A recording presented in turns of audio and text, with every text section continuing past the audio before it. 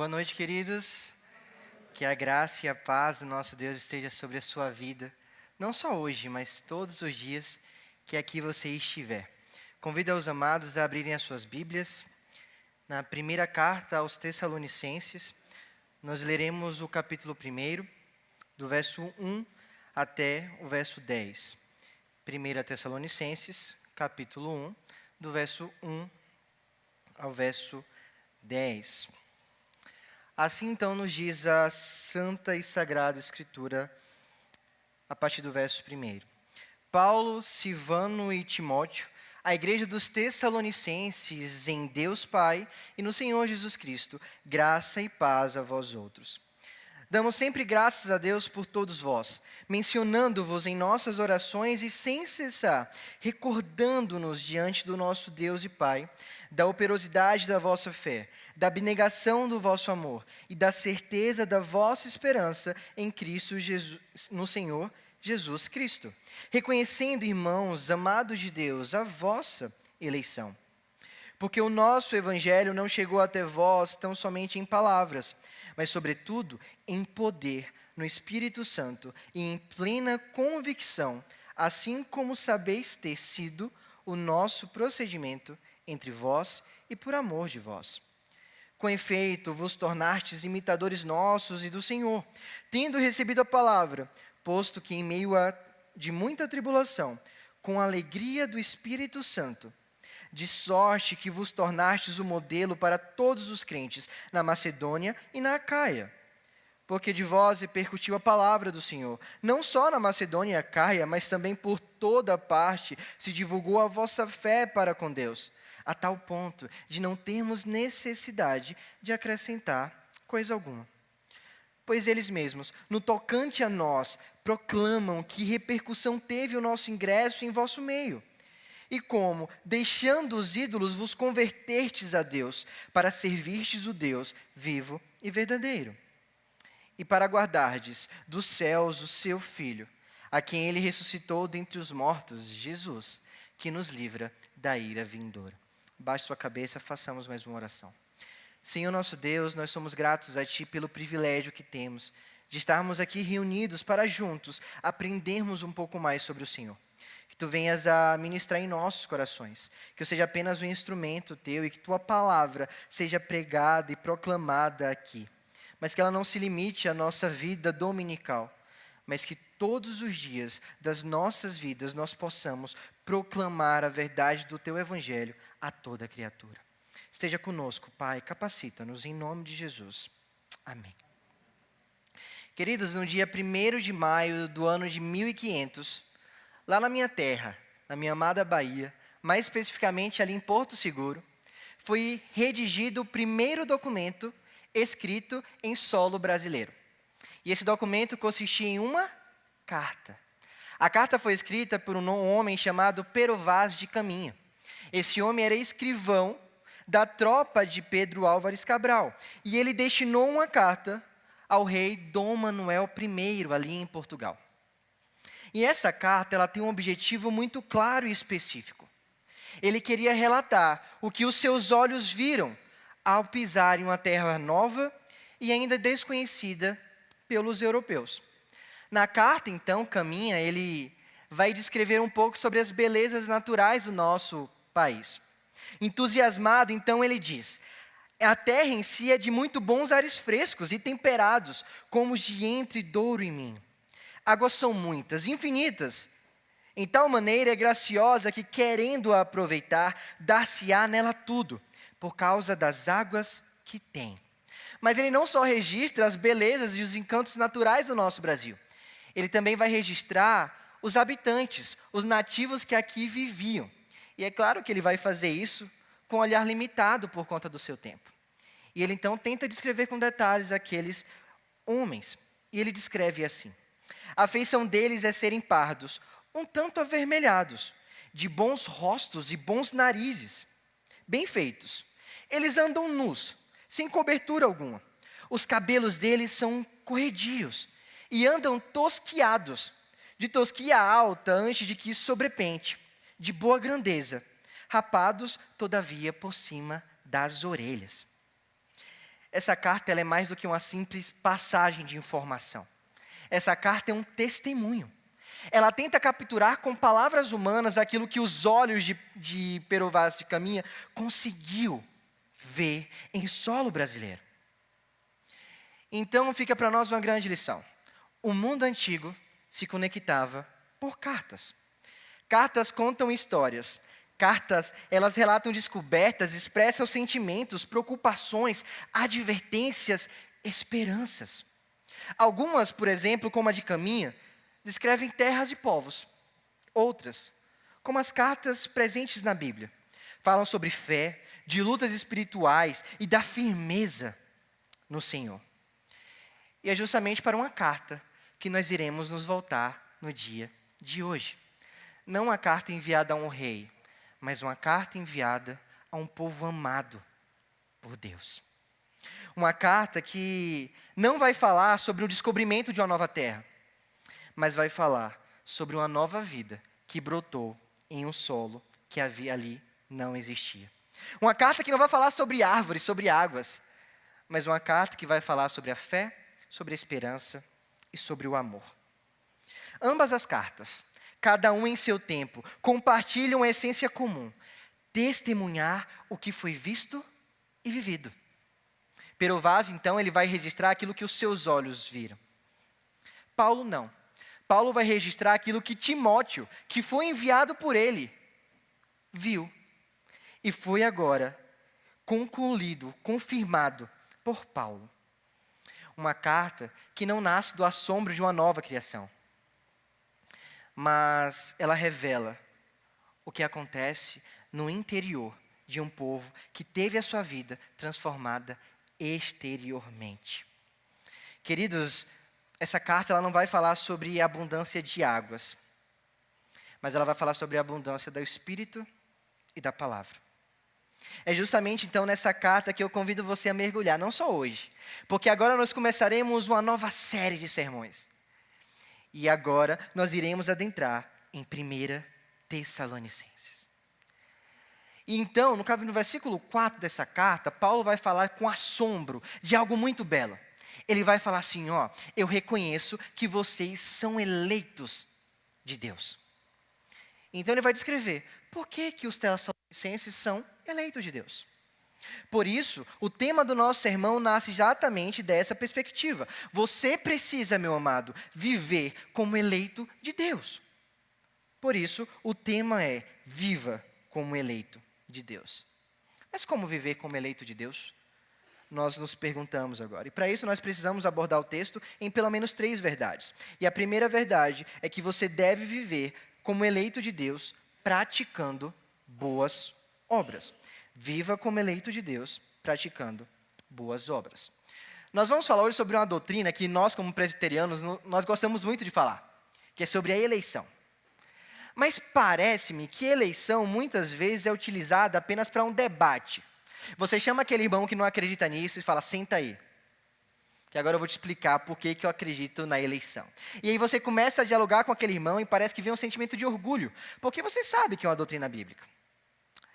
Mas parece-me que Paulo está dizendo aqui que a eleição não é apenas uma doutrina, que fica apenas na nossa cabeça, na nossa mente, mas é o ponto de partida para uma verdadeira transformação.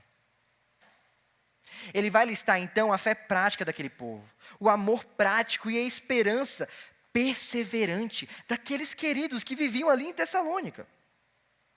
Observe no verso 3, o que ele vai falar? Ele vai dizer que ele se recorda daquele povo por conta da operosidade da vossa fé, por conta da abnegação do vosso amor e da firmeza da esperança em nosso Senhor Jesus Cristo. Uma tríade aqui: fé, esperança, amor. É nessa tríade que nós encontramos a essência da vida cristã: fé, esperança e amor.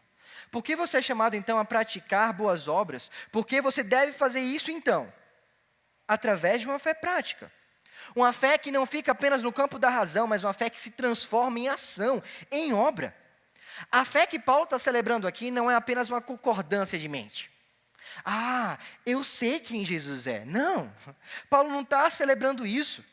Paulo está celebrando uma confiança obediente, ou uma obediência confiante. A nossa fé precisa ser traduzida em ações concretas. A nossa fé precisa ser traduzida em obras, e obras essas que não são frutos da autojustificação. E aqui vale a pena falar o porquê nós somos presbiterianos. Nós cantamos então que a graça nos alcançou. E essa graça nos alcança não por obras. Concorda comigo? Mas entenda que essa graça que nos chama, nos leva a responder com as nossas obras. Não são as nossas obras que nos justificam, mas elas brotam da gratidão de uma graça que nos alcançou. Ela brota então da dependência que temos no agir de Deus. Na epístola de Tiago, por exemplo, ele vai dizer uma frase que nós muitas vezes relatamos: a fé sem obras, ela é morta. Ela não existe. Porque a fé, ela é uma vertente que te leva a praticar boas obras. Quando Paulo escreve aos Gálatas, por exemplo, ele vai dizer que a devoção a Deus, ela é inerente a nós, porque nós servimos agora ao nosso próximo. E o povo de Tessalônica, eles viviam isso. Ele era um povo que vivia o amor fraternal. E a gente vai aprender isso quando nós chegarmos no capítulo 4. Pensa comigo. Imaginemos que estejamos dirigindo e passamos e nós vemos uma árvore. Você sabe que tipo de árvore é essa? Não. Os mais antigos, pelo formato da folha, pelo formato do galho, vai conseguir identificar. Eu não. Para eu identificar que está na minha frente uma macieira, o que eu preciso ver? Maçãs. O limoeiro, eu preciso ver limão. Nós tínhamos uma moça que nos auxiliava lá em casa, a Sandrinha. Sandrinha é uma pessoa incrível. Não vou nem falar muito dela, senão eu choro. E a Sandrinha, a gente tinha vários pés lá em casa, nós temos um quintal, e na Bahia é muito comum termos várias árvores, né? E tinha uma árvore que eu nunca sabia o que era. Eu falei, meu Deus, que árvore é essa, Senhor? E aí ela pegou uma folha, cheirou, limoeiro. Eu falei, uai, como que você sabe disso? Ela falou, o cheiro, a textura da folha, eu vi o galho e tal. Eu falei, meu Deus, meu irmão, não saberia dizer. Mas por que ela soube que era um limoeiro? Porque o exterior da árvore dizia para ela que era um limoeiro. Não deveria também acontecer com você?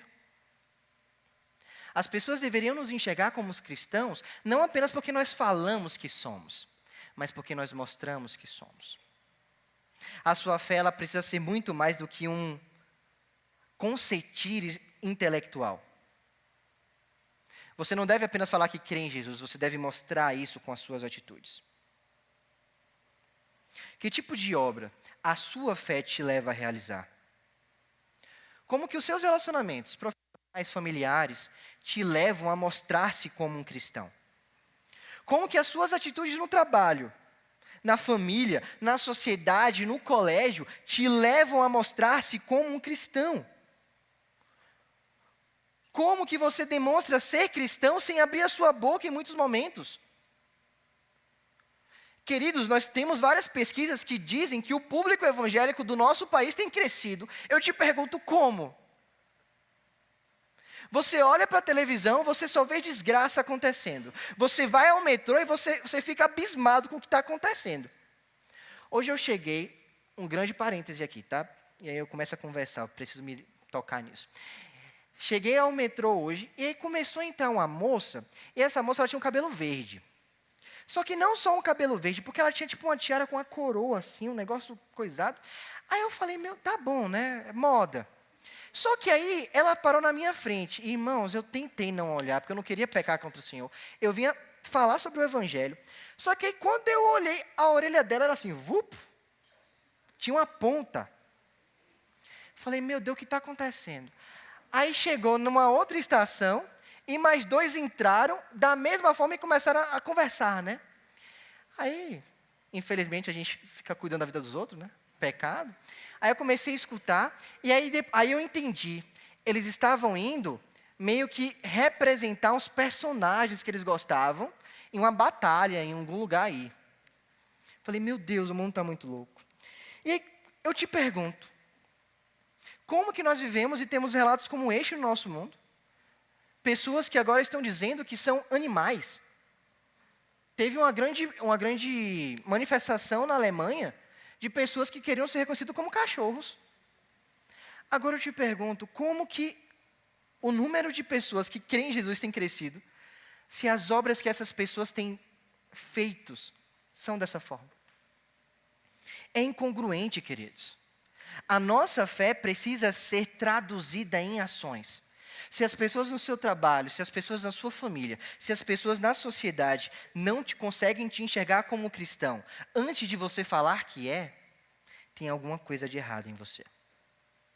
A fé que você diz crer é meramente intelectual, mas ela não tomou a totalidade do seu ser. Mas como então que nós fazemos boas obras? As boas obras são feitas em nós porque, observe no verso 4, que ele vai dizer para nós que nós somos amados de Deus, e é em Deus que está e reside a nossa eleição. Foi Cristo então, foi Deus então que nos elegeu a Ele, que nos predestinou a Ele, e isso acontece antes da fundação do mundo. Antes do pecado entrar no mundo, antes de Adão ser criado, o Senhor já havia nos escolhido para sermos povo dEle. E essa eleição, então, nos chama à humildade, porque nós percebemos que nós não fazemos nada para sermos salvos. A salvação não começa em você, não está nas suas boas obras, mas o Senhor te amou antes mesmo de você nascer. Mas a eleição também te leva à confiança, à coragem. Porque você sabe que o Senhor que começou a boa obra em você, Ele é fiel para completá-la até aquele dia. E é por isso que você pode viver em paz. Você pode viver sabendo que se o Senhor te amou ontem, Ele te ama hoje e te amará também amanhã. Essa eleição então chegou temporalmente através do Evangelho de Cristo. O que é Evangelho, meu querido? Evangelho é boas novas. Evangelho de Cristo é porque o Senhor trouxe a nós boas novas. O Senhor trouxe a nós um Deus que se fez homem, habitou entre nós, morreu a nossa morte e viveu a nossa vida. Ele pagou o preço dos nossos pecados, mas não só isso. Ele viveu uma vida em perfeita obediência, para que nós pudéssemos desfrutar da vida eterna nele. Esse poder do Evangelho, então, ele rompe com as barreiras do nosso pecado. Ele ilumina os nossos corações e tem que gerar em nós uma nova vida. O Evangelho, então, é palavra e poder. E aí surge mais uma pergunta. O Evangelho que você diz acreditar mudou a sua vida? Toda a sua vida. Mudou a forma como você encara o seu trabalho. Mudou a forma que você encara a sua família. Mudou a forma que você encara o trânsito terrível de São Paulo. Mudou a forma que você encara agora o ir à escola. Mudou a forma que você encara uma sexta, segunda-feira, um domingo. Mudou a forma que você encara você mesmo. Você tem deixado, meu irmão, o Evangelho mudar a sua vida? O Evangelho tem confrontado o seu pecado? Você consegue chegar aqui como um pecador, ciente do tamanho do seu pecado? Sexta-feira eu tive uma aula incrível. E nessa aula o nosso professor olhou para nós e falou assim: você quer saber a grandeza da salvação que o Senhor te concedeu? Comece reconhecendo a grandeza do seu pecado, o qual você estava morto antes do Senhor te encontrar. Você quer amar o Senhor que te salvou? Primeiro então, reconheça a grandeza do seu pecado, o lamaçal de pecado que você estava. Nós estávamos mortos, queridos, mas o Senhor nos deu boa nova. E essa boa nova e esse evangelho, então, chegou aos Tessalonicenses, não somente em palavras, mas sobretudo, conforme diz o verso 5, em poder, no Espírito Santo. O Espírito Santo é o agente de transformação em nós. Se hoje nós podemos crer no evangelho, é porque o Espírito Santo nos levou a isso. É o Espírito Santo que faz com que o evangelho não seja meramente uma emoção. Que não saiamos daqui chorando horrores porque o Senhor me tocou. Mas você sai daqui e parece que você nunca esteve em um culto. O evangelho emocional, sim. Ele superabunda em nossas emoções. Mas também é um evangelho racional, que nos leva a ter certeza daquilo que cremos. Você quer viver uma vida como eleito de Deus? Comece a buscar no Espírito Santo resposta ao que você deve fazer. Não confie em você mesmo. Não confie nos seus próprios entendimentos. Não confie naquilo que você sempre soube, que a igreja sempre fez assim. Nós batemos no peito e falamos, nossa, a minha igreja sempre fez dessa forma. Irmão, o Senhor não está preocupado com o que a igreja sempre fez. O Senhor está preocupado com aquilo que Ele quer que a igreja faça. O Senhor está preocupado com aquilo que Ele quer que a igreja faça. O culto não é para você, meu querido, bonitinho. O culto não é feito para você, meu irmão. O culto é feito para o Senhor. E nós então prestamos culto a Ele, da forma que o Espírito Santo quer de nós. Porque é o Espírito Santo que nos convence do pecado, da justiça e do juízo. É Ele quem relembra às nossas mentes as palavras que o Senhor outrora nos disse. É o Espírito Santo que, quando nós passamos por momentos difíceis, de crises, nos relembra do amor, do sacrifício de Jesus Cristo. E é então que nós somos capazes de fazer boas obras, porque nós somos eleitos em Deus, porque o Senhor trouxe a nós boas novas, e porque o Espírito Santo nos capacita a isso. Mas não só isso.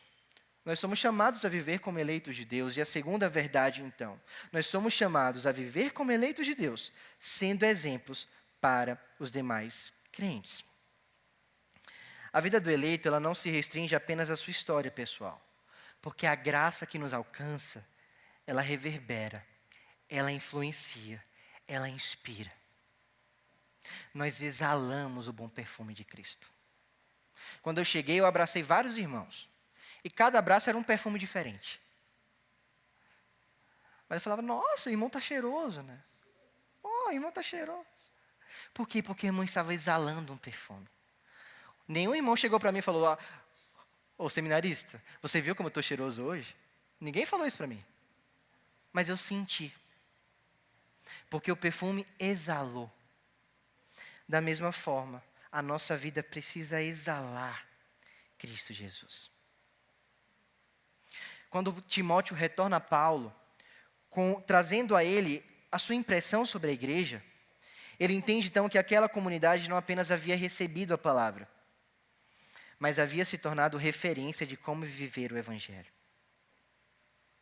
E Tessalônica tem uma coisa muito interessante, por quê? Tessalônica ela era um grande centro comercial. Ela estava em uma das principais rotas comerciais do Império Romano. Ou seja, muitas pessoas passavam por ali. Muitas pessoas iam ali, compravam algo, ia para a cidade deles, porque ali passava uma rota muito importante. E Tessalônica, então, era uma cidade que tinha um povo diferente. Tinha um povo diferente dos romanos, porque eles tinham vários deuses. Mas tinha um povo que falava que cria em apenas um Deus. Tinha um povo que vivia de forma diferente. E esse povo, então, impactou as pessoas. E eles, então, foram exemplos para os demais crentes, porque, primeiro, eles imitaram o Senhor em meio à tribulação. Observe que o verso 6 traz para nós dizendo que os tessalonicenses imitaram os nossos. Paulo está se referindo a ele, a Silas, que ele traz aqui a ideia de Silvano, e a Timóteo, os escritores da carta. Então os tessalonicenses estavam imitando a eles, mas automaticamente imitavam a quem? Ao Senhor Jesus. Isso é um grande entendimento de Paulo, vocês lembram? Sejam meus imitadores, como eu sou de Cristo. Se você é bom em matemática, você vai fazer uma regra de 3, rapidinho na sua cabeça, e você vai perceber então que ao imitar a Paulo, você estará automaticamente imitando a Cristo. Então, o que Paulo está sendo grato aqui é que o povo imitava a Cristo. Como que o povo imitava a Cristo? E aí você fala, toda vez que você fala que você é um cristão, Kátia, você está falando o quê? Que você é um pequeno Cristo, correto? Então você está falando que você imita Cristo. Vamos tentar imitar Cristo agora? Vamos fazer um pequeno exemplo aqui com você mesmo. Ninguém mandou estar aqui, né, gente? Do meu lado. Imagine então que você está passando por momentos de tribulação no seu trabalho, perdeu seu emprego, As pessoas param de falar com você porque agora você é crente, você é cristã. Você perde o seu prestígio social. Você era uma pessoa que era muito influente na sociedade, e uma vez que você confessou a fé em Cristo, você agora perde isso. Mas tem um detalhezinho. Por causa da fé que você tem em Cristo, muito provavelmente a Manuela, a Duda, iriam ser mortas por causa disso. E agora você tem que imitar Cristo. E você tem que ser alegre em toda essa situação. É difícil, né? Alegria no meio da dor é difícil. Mas até domingo passado nós estávamos expondo uma carta aos Filipenses, que é conhecida também como a carta da alegria. E Paulo então vai dizer àqueles amados para eles se alegrarem no Senhor. A nossa alegria está no Senhor. Os filipenses passavam por coisas que nós não passávamos, nós não passamos. Muitos deles foram perseguidos, tiveram suas famílias mortas. Muitos deles perderam seu sustento. Muitos deles foram excluídos e marginalizados da sociedade. Ainda assim, eles permaneciam alegres. Mas essa alegria não era algo natural, mas era algo dado a eles pelo próprio Espírito Santo. A mesma alegria de Jesus, que o autor dos Hebreus vai dizer que pela alegria que lhe fora proposta, suportou a cruz. Enquanto morria em nosso lugar, olhou para nós, porque aqueles que atiravam pedras em Jesus poderia ser eu e você. E falou: Pai, perdoa-lhes, porque eles não sabem o que fazem. E ao completar tudo, ao ter a sua cabeça perfurada por espinhos, até a sua mão perfurada por coisas para pregar ele na cruz, ao ser cuspido, ao ser vaiado, ao ser chicoteado, depois de tudo disso, ele consegue olhar para os céus e falar: Tetelestai, está consumado. O que estava consumado ali? A sua salvação. O que estava consumado ali? O rasgar do véu do templo, que te possibilitou a ter um novo relacionamento com o Senhor. Em meio à aflição, o Senhor se alegra, porque Ele vê os seus sendo salvos pelo seu sacrifício. É essa alegria, é esse imitar a Cristo que os Tessalonicenses faziam, e isso os levava a ser exemplo para as pessoas. Mas não só isso, porque além de imitar, eles também pregavam a palavra. O verso 7 vai dizer que eles se tornaram modelos para todos os crentes na Macedônia e na Acaia. E aí no verso 8 vai dizer: porque de vós repercutiu a palavra do Senhor. O testemunho do Senhor não ficou apenas na cidade deles, mas a imagem de Deus foi ecoada em todas as direções. Todas as pessoas, todos os crentes tinham neles exemplo de como viver. A grande pergunta para você, meu irmão, é: a sua vida, ela tem ecoado a palavra do Senhor? Ou será que a sua fé está abafada, contida, invisível? Queridos, Deus nos chamou para brilhar a luz de Cristo. E Ele vai falar para nós que se essa luz for colocada num lugar já iluminado, para que ela serve? A luz, ela precisa ser colocada em meio à escuridão. Se o sal parar de salgar, ele só serve para ser jogado fora. Se você não está salgando o mundo, se você não está iluminando o mundo com a fé que você professa ter, de que você serve, meu irmão? Para contar no nosso hall de membros? Para trazer um dízimo ao Senhor?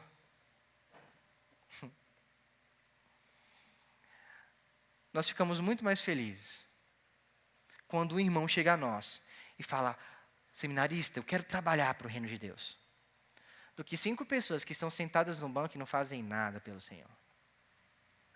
Porque quantidade não é sinônimo de qualidade, não é mesmo? Mas em vez de você olhar para o coleguinha e falar: eu acho que a Catinha não está seguindo o Senhor não, hein? Essa pergunta, ela serve para você. Você tem ecoado a palavra do Senhor? Você tem falado de Jesus para alguém? Quantas pessoas você já trouxe ao nosso meio? É engraçado, há uns 3 meses atrás, chegou um casal em nossa sala, a Valéria e o Leonardo. E a Valéria e o Leonardo são novos em nossos meios, né? E aí depois chegou aquele casal ali, ó. Tá até abaixando a cabeça, ficou com vergonha.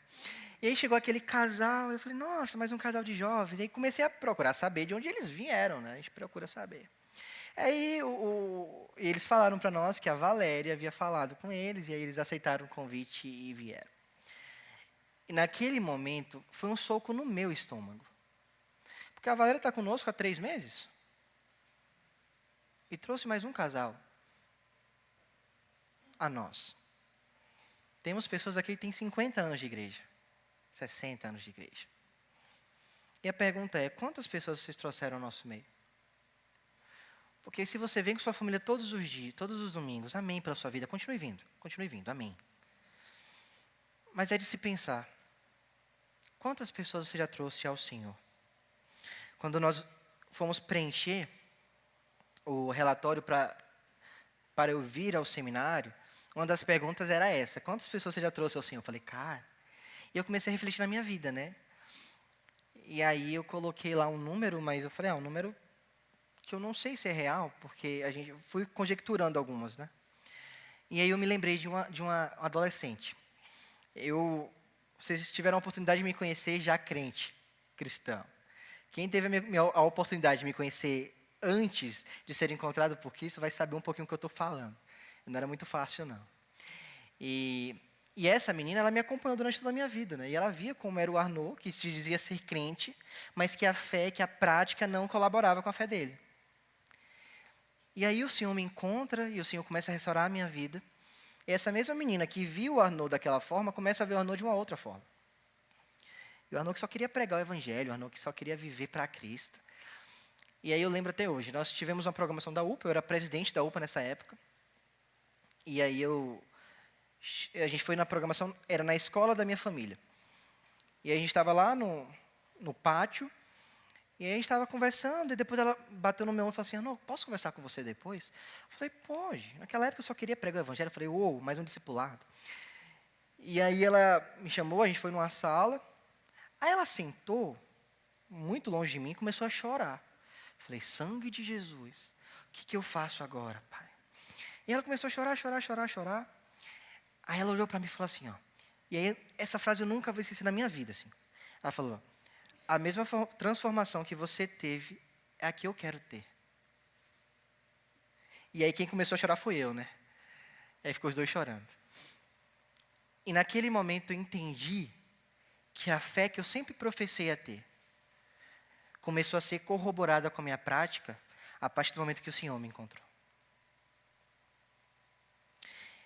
Então, meu irmão, muitas vezes você pode pregar para muitas pessoas, mas essas pessoas muitas vezes olham para você e falam assim, eu não quero ter a fé com que esse rapaz, essa moça tem. Afinal, olha a vida dele. Isso é algo para nós nos chamarmos a atenção. Mas por fim, viva como eleito de Deus. Em primeiro momento, viva praticando boas obras. Segundo momento, sendo exemplo para os demais crentes. Por fim, sustentando firme a esperança do retorno de Cristo. A esperança que Cristo voltará para nos buscar não é um acessório da fé cristã. E nem pode ser visto dessa forma. Mas a esperança do retorno, ela molda o nosso presente. A fé cristã não acontece apenas do que já passou. Cristo morreu. Nem do nosso presente, Cristo vive. Mas a fé cristã também se baseia no futuro. Cristo virá. E você, então, aguarda firme a esperança do retorno de Cristo, fazendo 2 movimentos. É o movimento de renunciar ao velho homem e o movimento de se vestir do novo homem. Observe que no verso 9, vai dizer então que os tessalonicenses, eles ingressaram em nosso meio, deixando os ídolos, vos convertestes a Deus para servirdes o Deus vivo e verdadeiro. Eles deixaram aquilo que era mais precioso para eles. E não pense, meu irmão, que apenas o católico é idólatra. Porque nós presbiterianos somos muito fortes ao bater agora. Não, eu não sou como ele, não. Porque ele tem um santinho dentro da casa dele. Mas muitas vezes você tem ídolo no seu coração. A sua família pode ser o seu ídolo, o seu trabalho pode ser o seu ídolo, o dinheiro pode ser o seu ídolo, você pode ser o seu ídolo. E muitas vezes nós somos tão ou até mais idólatras do que aqueles que falamos que são. Porque a idolatria, queridos, é o grande pecado do coração do homem. Você precisa deixar de se segurar em tudo aquilo que você coloca no lugar de Deus. Muitas vezes é a nossa família, coisas boas, a igreja pode ser um ídolo na nossa vida. Tudo que ocupa a primazia do seu coração é idolatria. Converter-se a Cristo, então, não é apenas mudar de religião. Ah, eu mudei, eu era assim, agora sou assado. Não. É mudar de dono. É mudar de ser propriedade de alguém diferente agora. Antes você era propriedade de você mesmo. Agora você é propriedade daquele que é criador de todos os céus e de toda a terra. Você consegue dizer isso, querido? Você consegue dizer que você é escravo de Cristo? Você consegue dizer que é Ele que é o seu dono? Que você não tem mais vontade própria que Cristo, a vontade dEle que deve ser feita em sua vida? Você já deu essa guinada, meu irmão? Ou você está tentando ainda equilibrar no seu coração a devoção a Deus com os ídolos no seu coração? Não, eu amo a Deus. Ah, mas eu também amo o meu celular, né? Então a primeira coisa que eu faço quando eu acordo é mexer no meu celular. Não, eu amo a Deus, mas eu também amo o meu trabalho. E aí domingo eu não vou na igreja não, porque domingo eu vou trabalhar um pouquinho, viu? Eu amo meu Senhor, eu amo passar o tempo em devocional. Mas eu detesto pegar o trânsito naquele horário. E hoje não deu tempo. Então eu vou sair um pouquinho mais cedo de casa e a devocional fica para um outro momento. O Senhor vai estar lá amanhã mesmo? Um ídolo, querido, não precisa ter forma física. Ele pode ser desejo por controle, por aprovação, por sucesso, por prazer. Mas você é chamado então, meu irmão, a se revestir do novo homem. Você é chamado então a viver esperançoso por uma vida futura. Porque aqueles tessalonicenses viviam, de acordo com o verso 10, aguardando dos céus o Filho de Deus. Você crê numa verdade que em Abril é muito falada. Você não crê numa coisa mística. Deus vive onde que Ele está, não. Você crê num fato. Sabe qual é o fato que você crê? A tumba está vazia. Cristo vive. E um dia Ele voltará para buscar a igreja dEle. A grande questão é, em qual lado você vai estar? O lado direito, que Ele vai falar, seja bem-vindo, meus amados de meu Pai. Ou você vai estar do outro lado dele, no qual Ele vai falar, afaste-se de mim, eu não te conheço. De qual lado você vai estar, meu irmão? Porque Jesus livra da ira vindoura aquele que é Ele. Se você não consiste o povo dele, meu querido, tome cuidado. Concluindo, meus irmãos, eu quero voltar a falar um pouquinho da carta de Pero Vaz de Caminha.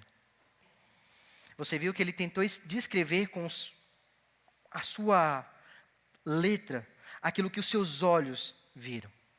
Paulo, de semelhante modo, tenta escrever aos Tessalonicenses a partir do registro que Timóteo fez a ele. Ambas as cartas nasceram de um assombro. Um diante da criação gloriosa, outro diante da nova vida em Cristo. Mas deixa-me fazer uma pergunta a você. Se Paulo fosse escrever uma carta sobre você, o que ele escreveria? Qual história da sua vida ele contaria? Ele contaria sobre uma nova vida, moldada pela fé que trabalha, que ama, que espera. Ou ele escreveria uma vida acomodada, inerte, que não reflete a grandeza do Senhor que te chamou? Se você está em Cristo, meu irmão, você é um eleito de Deus. E essa eleição não é para o seu orgulho, mas é para a sua transformação.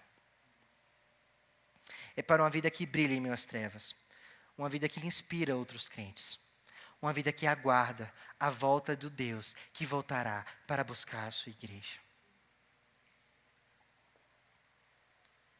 Porque, meus irmãos, no fim das contas, a carta mais preciosa que existe não foi escrita por Pero Vaz de Caminha. Não foi escrita sequer por Paulo. A carta mais especial que existe, ela foi cravada no seu coração. E ela não foi feita com a pena. Ela não foi feita com a caneta Bic. mas ela foi escrita pelo corpo de Cristo e registrada pelo sangue dele, vestido na cruz por você. Essa carta chegou ao seu coração? Essa carta te transforma como um todo? Essa carta te leva a viver como um eleito de Deus? Se ainda não aconteceu isso na sua vida, eu te convido a repensar um pouco. Ore ao Senhor, peça a Ele arrependimento. Mas se você, meu irmão, se vê como eleito de Deus, agora viva. Viva como os Tessalonicenses viveram. E a partir daqui, então, nós iniciamos uma série de descobertas no que Paulo quis escrever a um povo que era considerado eleito de Deus. Que o Senhor possa colocar essa palavra em seu coração. Façamos mais uma oração. Senhor nosso Deus, nós somos gratos a Ti pelo privilégio de sermos eleitos em Ti. Obrigado, Pai, porque o Senhor, uma vez, antes da fundação do mundo, decretou que nós somos Teu povo. E agora, Pai, em resposta a isso, nos capacite, através do Seu Espírito Santo, a viver uma vida praticando boas obras, a viver uma vida sendo um exemplo para os demais, e a perseverar firmemente na esperança no retorno do Teu Filho amado Jesus Cristo. Essa é a nossa oração, Pai. E é no nome do Teu Filho amado que nós oramos a Ti. Amém.